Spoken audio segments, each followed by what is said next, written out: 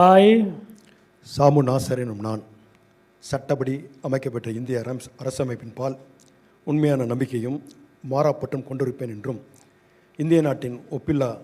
முழுமுதல் ஆட்சியையும் ஒருமையையும் நிலைநிறுத்துவேன் என்றும் தமிழ்நாட்டு அரசின் அமைச்சராக உண்மையாகவும் உளச்சான்றின்படியும் என் கடமைகளை நிறைவேற்றேன் என்றும் அரசியலமைப்பிற்கும் சட்டத்திற்கும் இணங்க அச்சமும்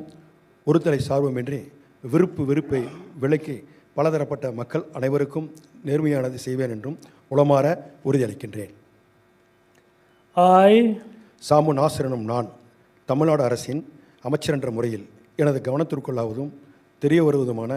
எந்த பொருளையும் அமைச்சரின் கடமைகளை உரியவாறு நிறைவேற்ற தேவையான அளவுக்கன்றி ஒருவரிடமோ பலரிடமோ